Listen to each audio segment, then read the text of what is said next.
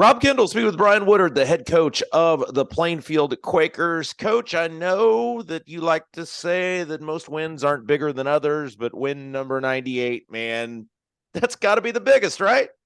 That was a big one. Yeah. We kind of not try to downplay, because that's not fair.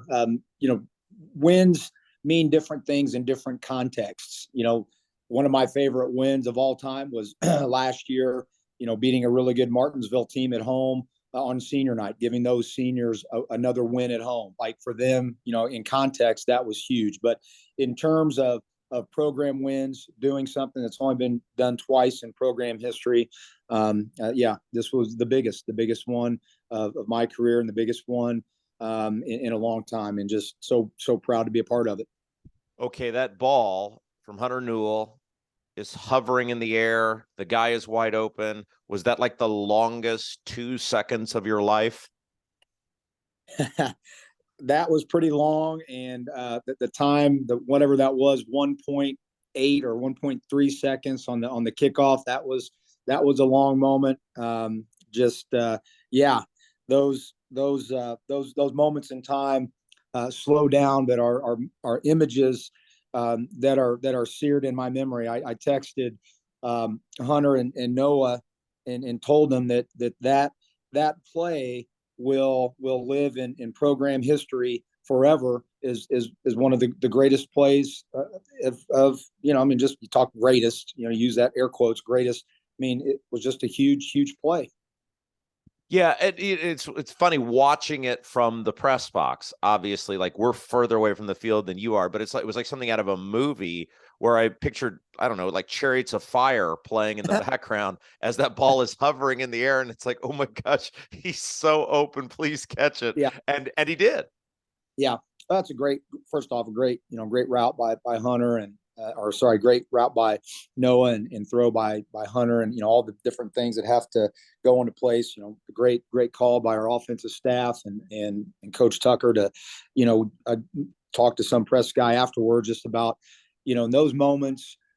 I feel like put the ball in the guys' hands that have carried you, and if it doesn't work out, then at least you can look back and say, we tried to get the ball to one of our better players, it didn't work. Oh well, move on to next year, or move on to the next whatever. So I love the call. I love the execution better. Take us through the calling of that final play. Obviously, you call a timeout. Very likely, look, if it's the NFL, they can run a play in 4 seconds, so you can get a first down, and the drive continues. But in high school football, this is your last play pending a penalty. Take us through what that timeout was like. Was that the play you guys designed up? Yeah, the last, that whole drive was just kind of wild. Anyhow, we had timeouts left, and always really not struggle, but it's, you don't want to take away from the momentum of your team by calling a timeout, especially when you got a team on their heels. That was a different situation. I had to take a timeout due to what the time was left, but just how it all came down to, this is going to be it. This is one play to win the game, and then just getting our guys into the huddle and getting them to understand this is the call. Just go execute. Everybody do their individual job, and this is gonna work out. And that's, it's not, it wouldn't be good for the movies necessarily, but in terms of just keeping it simple, staying focused on doing your individual job, and that's what our guys did, and the outcome was pretty spectacular. I think the hero of the game, though, has to be the defense, right? Because it felt like you guys could have been on 3 or 4 scores going into halftime, and you're right there in the game at half, because the defense, especially after the opening play for Decatur Central, really got it together and really stood tall. No question at all. The interesting little, the footnotes or sidebars to a football game. They won the toss and had the choice. Chose to kick it, which is kind of what I wanted to do. I wanted to kick with the win. I wanted to put them in a position where they had to go into the win, which was fairly significant all game, but definitely early in the game. And for us to for us to really struggle and have to punt into that wind without being able to move the ball gave them incredible field position.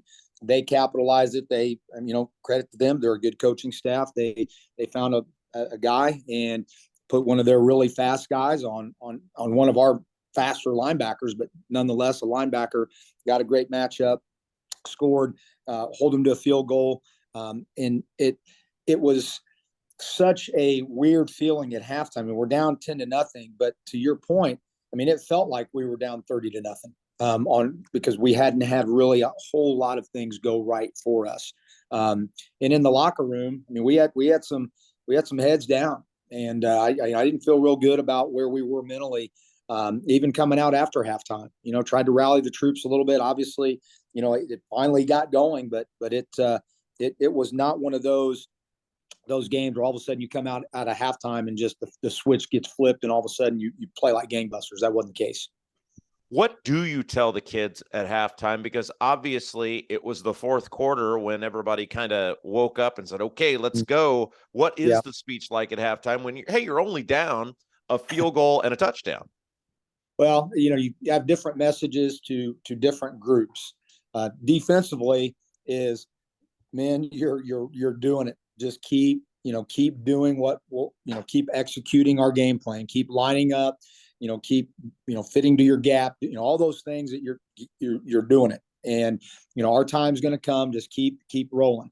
Offensively, a little bit different. There maybe a few more adjustments getting made, and having those guys understand that, guys, you got to get up off the mat, and if something is going to happen for us, you're going to have to do it. Okay.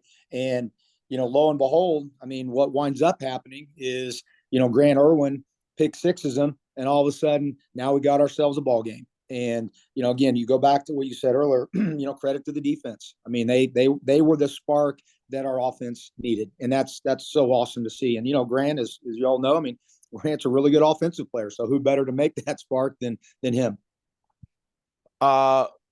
When the game is over, I'm always curious because so oftentimes your initial reaction is the reaction, right? Like that's the real you, that's the whatever. What was your initial reaction? And the thing I love about you, and I kind of saw this in your post-game interview, and you alluded to it when we started the show. So many people wanted it to be about you. I'm one of them because, look, I consider you not only somebody I've worked with, but a friend, and you've been a great guy, and you've helped so many kids, and you've helped build this program. And we were saying, we want to do it for Coach Woodard. We want to do it for Coach Woodard. For you, it was about the program, and I think that's why you're so special to so many people.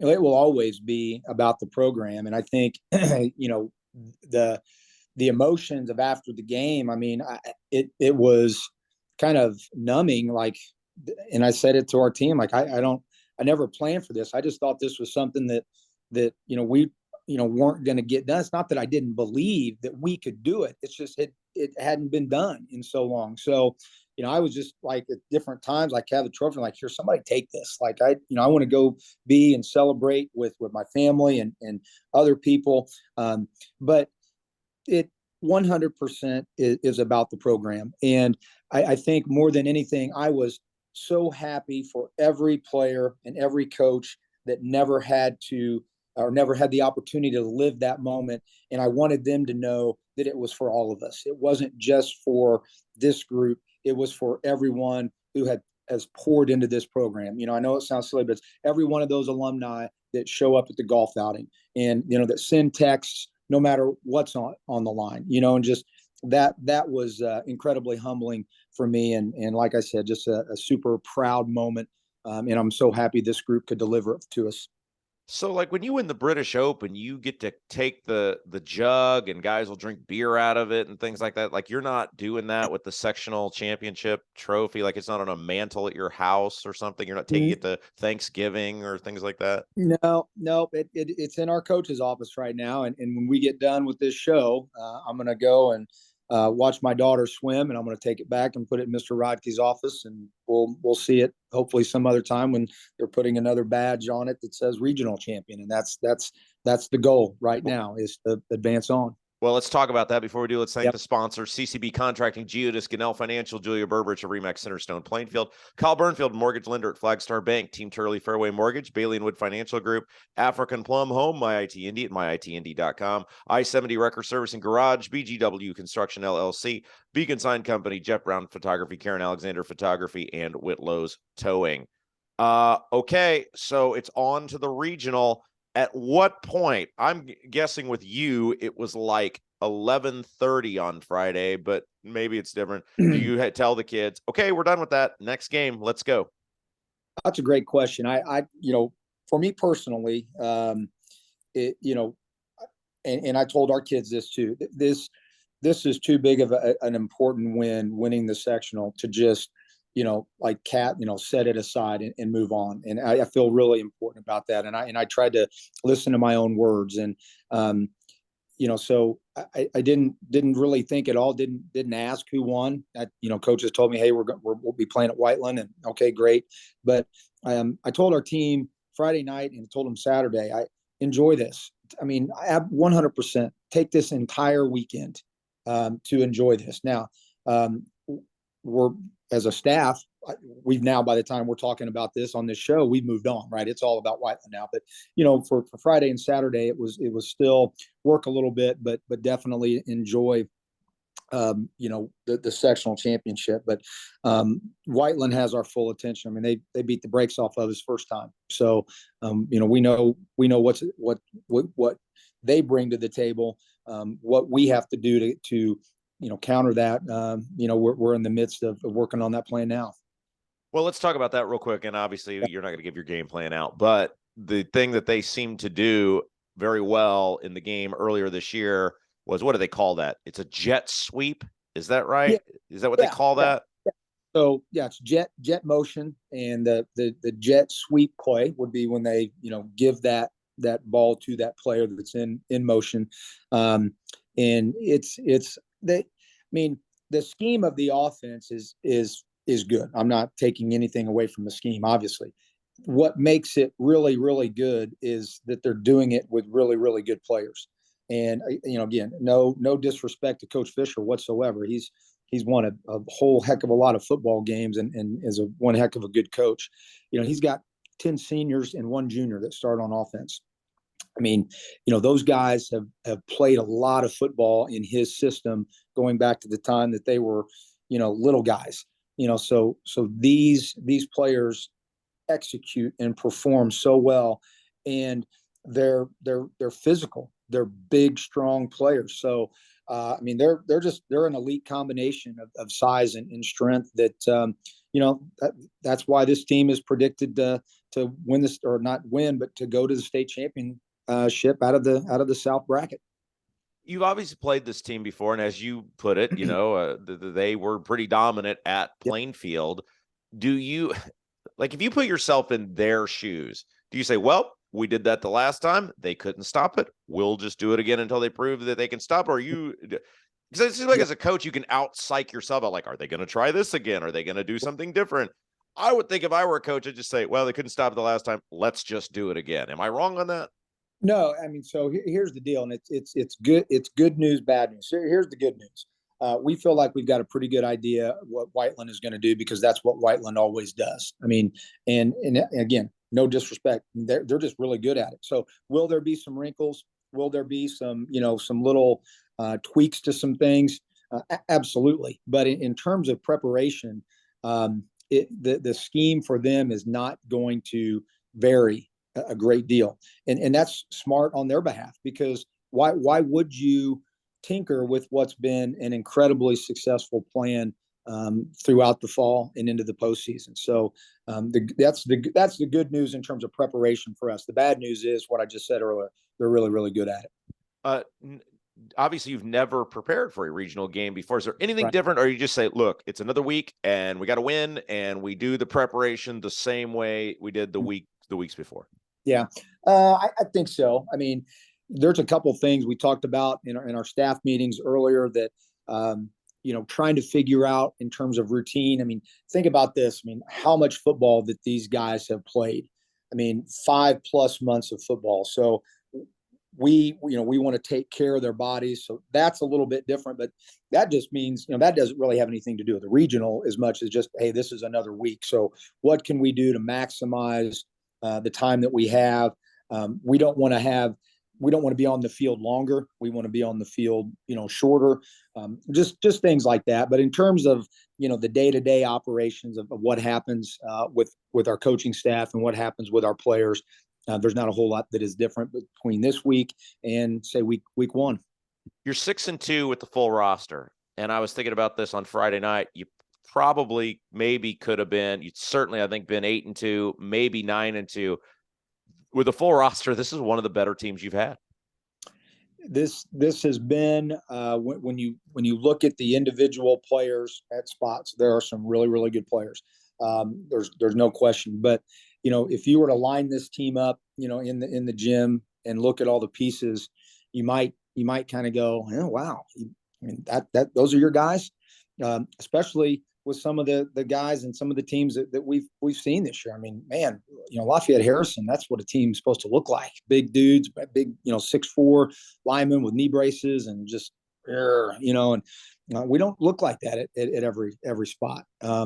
We're not that I'm saying we're a band of misfits. Like I said, we've got some really good players, but I think the thing that this team has found, because it's not always been there all year, but they found a way to overcome some stuff, and I don't know how. It's not a special play, just like Friday. I mean, it was an interception by Grant Irwin. I mean, it's just a great play by a kid that cares, and he's not the only one. It's just one play, one kid I singled out. But I mean, this group plays hard, and that was a huge message this past Friday.